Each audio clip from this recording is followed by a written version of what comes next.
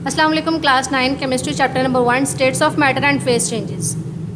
Today's our topic is science as a collaborative field. Science जो है इस collaborative field के तौर पे कैसे काम करती है। साइंस और कोलैबोरेशन का मतलब कहते हैं कि दो चीजें जब मिलके काम करती हैं, दो चीजें ना, दो प्रोजेक्ट, दो बंदे मिलके कहते हैं भाई तो मेरे साथ काम करो, तो कोलैबोरेशन हो जाती है हमारी। तो साइंस में जो कोलैबोरेटिव फील्ड है in which researchers from various disciplines work together to solve complex problems. अब इसके अंदर क्या होता है, कोलैबोरेटिव फील्ड को आप एक्सप्लेन कर सकते हो, ये इतनी सी लाइन आप याद कर लें कि क्या होता है कंसेप्ट। आपको मैं इसका दे देती हूँ।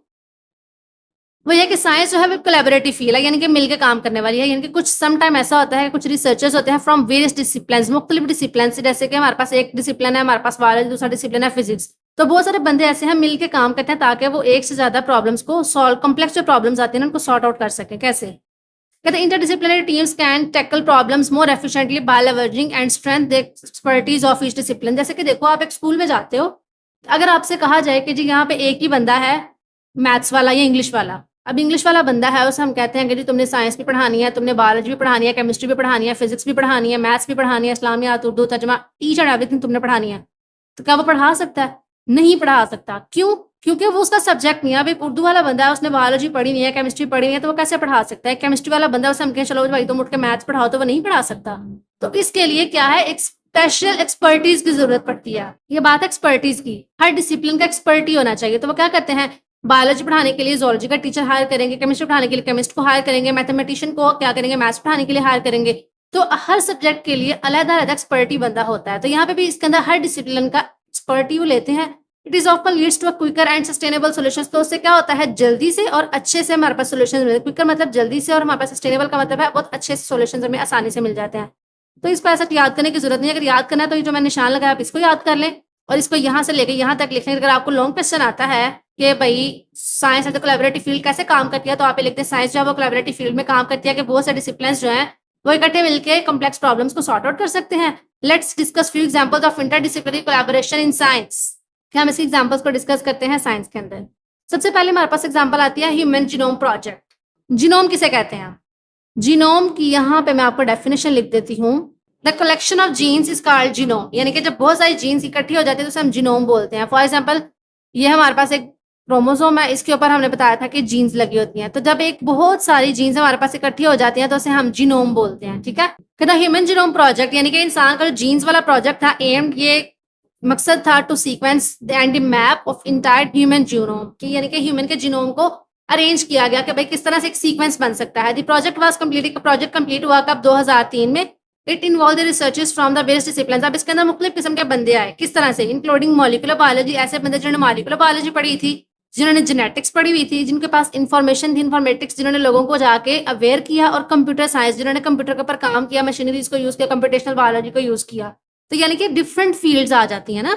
हम ये नहीं कह रहे कि हम कह सकते हैं कि जी सिर्फ इसके अंदर इकोनॉमिक्स ही आएगी, सिर्फ इसके अंदर मैथ्स ही आएगा। नहीं, हम बहुत सारे डिसिप्लिनरी, उसने ये बात की पहले, यहाँ पे लिखा हुआ है कि क्या कहते हैं, क्विकर एंड सस्टेनेबल डिसिप्लिन, यानी कि एक्सपर्टी की बात करते हैं। तो मॉलिक्यूलर बायोलॉजी यानी कि सेल की बायोलॉजी को जो डिस्कस करेगा उसे ले लिया, जेनेटिक्स जीन्स को स्टडी करने के लिए हमने जेनेटिक्स को ले लिया, इन्फॉर्मेटिक्स एंड कंप्यूटर साइंस, ये डिफरेंट फील्ड्स ने मिलकर काम किया। कंप्यूटर के अंदर डेटा एंटर किया, इन्फॉर्मेटिक्स ने क्या किया, जाकर रिसर्चेज दी, जेनेटिक्स ने क्या किया, जीन्स पे काम किया, और मॉलिक्यूलर बायोलॉजी ने बताया कि भाई सेल के अंदर ये चीजें पाई जाती हैं। तो ये प्रोजेक्ट कैसे कंप्लीट हुआ? जब डिफरेंट और जो ऑर्गन्स हैं, ऑर्गेनिजम्स हैं, ह्यूमंस हैं, उन्होंने क्या किया, डिफरेंट ऑर्गन्स पे काम किया, डिफरेंट फील्ड्स के बंदों ने काम किया और एक्सपर्टीज ने काम किया। तो हमारे पास एक ह्यूमन जीनोम प्रोजेक्ट आ गया कि ह्यूमंस के जीनोम को किस तरह से सीक्वेंस जो है वो किया जाता है। Climate change research. अब क्लाइमेट चेंज क्या कहता है, रिक्वायर्स, अब इसके अंदर भी कोलैबोरेशन की जरूरत होती है among many discipline such as. इसके अंदर एटमॉस्फेरिक साइंस की जरूरत पड़ती है, इकोलॉजी यानी कि इको मतलब इन्वायरमेंट को स्टडी करती है, क्या रहता है, इकोनॉमिक्स को, और सोशियोलॉजी को यानी कि हमारे माहौल को, सोशियोलॉजी कहते हैं सोशल बिहेवियर्स होते हैं, उसकी स्टडी को हम सोशियोलॉजी बोलते हैं।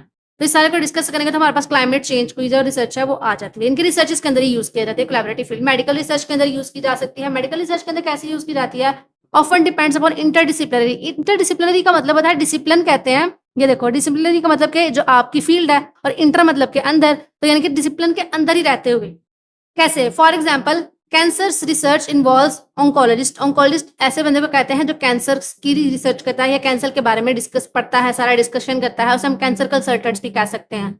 जैसे हम जोलॉजी पढ़ने वाले को जोलॉजिस्ट कहते हैं, केमिस्ट्री पढ़ने वाले को केमिस्ट कहते हैं। जैसे बायोलॉजिस्ट आ गया ना, जिसने बायोलॉजी पढ़ी होगी उसे बायोलॉजिस्ट कहेंगे, जिसने बायोकेमिस्ट्री दोनों पढ़ी होंगे उसे बायोकेमिस्ट कहेंगे, जिसने जेनेटिक्स पढ़ी होगी उसे जेनेटिस्टिक्स कहेंगे, जिसने फार्माकोलॉजी पढ़ी है उसे फार्माकोलॉजिस्ट कहेंगे, जिसने स्टैट्स पढ़ी है उसे स्टैटिस्टिशियन बोलेंगे। तो इस तरह से जिसने कैंसर के बारे में पढ़ा होगा उसे हम ऑन्कोलॉजिस्ट बोलते हैं। तो यानी कि एग्जाम्पल दी कि बहुत सारे लोग कैंसर की, अगर हमने एग्जाम्पल ली कि कैंसर को हमने डिस्कस करना है तो उसके लिए बायोलॉजिस्ट की भी जरूरत पड़ती है, बायोकेमिस्ट्री की भी जरूरत पड़ती है, क्योंकि इंसान के अंदर बायो के साथ साथ केमिकल्स भी पाए जाते हैं। अब उसके अंदर जीन्स की भी जरूरत पड़ती है कि आया ये विरासती बीमारी तो नहीं, ये नस्ल दर नस्ल तो नहीं चलती आ रही।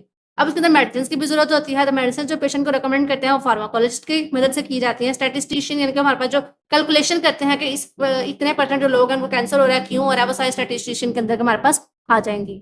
फर्दर हमारे पास आता है रोबोटिक्स एंड आर्टिफिशियल इंटेलिजेंस। अब इसका साइंस से क्या काम, इसमें भी हमारे पास जरूरत पड़ती है। Field of robotics and AI is highly interdisciplinary. ये भी बहुत ज्यादा हमारे पास डिसिप्लिनरी के अंदर काम करती है। इट इन्वॉल्व्स कंप्यूटर साइंस के अंदर कौन कौन सी जरूरत पड़ती है, कंप्यूटर साइंस की जरूरत पड़ती है।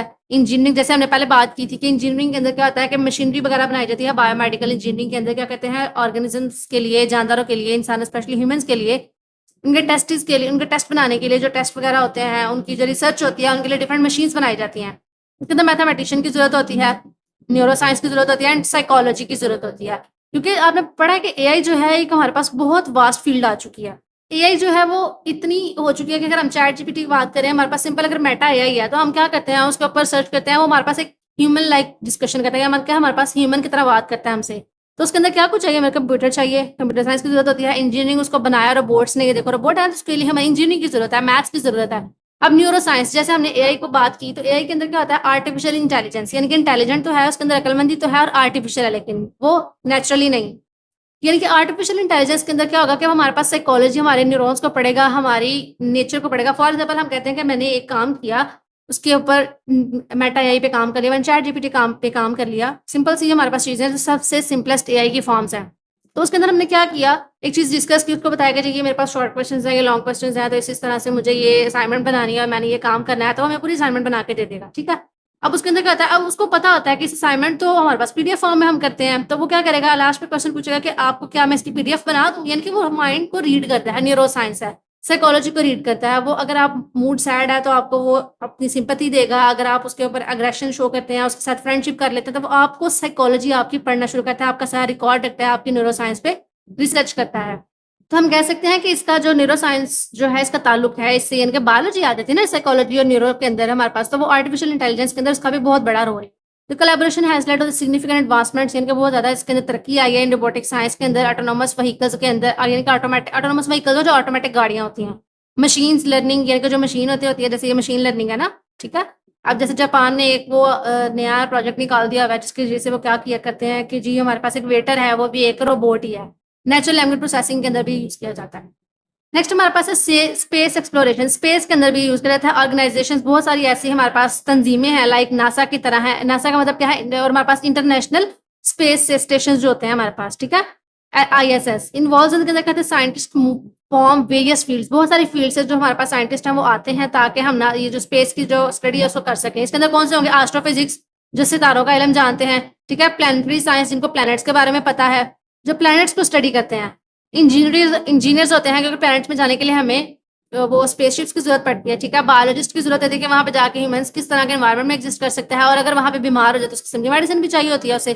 This collaborations are enable scientist to investigate the cosmos, यानी कि स्पेस के अंदर जाके जितनी भी रिसर्च करनी है उसको रिसर्च को जाके फर्दर अपनी इनहांस कर सकता है, एडवांसमेंट लेके आ सकता है। नासा के अंदर ये बहुत ज्यादा एक्सप्लोरेशन होती है, तो इसके लिए भी बहुत सारे सब्जेक्ट्स की जरूरत पड़ती है। तो कोलैबोरेटिव फील्ड का मतलब है कि हम इंटरडिसिप्लिनरी रह के भी और डिसिप्लिन से बाहर जाके भी किसी भी एक प्रोजेक्ट को या रिसर्च को परफॉर्म करने के लिए हमें डिफरेंट डिसिप्लिन की जरूरत पड़ती है, और उसके लिए डिफरेंट कोलैबोरेशन की जरूरत पड़ती है। तो हम मुख्तलिफ सब्जेक्ट्स बहुत सारे के साथ मिलकर हम अपनी एक कोलैबोरेटिव फील्ड बना सकते हैं, एक अच्छा प्रोजेक्ट बना सकते हैं। तो इससे कहा जाता है कि 1 और 1 11 हो जाते हैं। यहाँ पे भी कुछ ऐसा ही सीन है कि जो डिफरेंट हमारे पास फील्ड्स आती हैं और जब मिलकर काम करती हैं तो वो हमारे पास जो एक्सपर्टीज आ जाते हैं, तो इसके अंदर वर्क के अंदर क्विकनेस और एडवांसमेंट आ जाती है।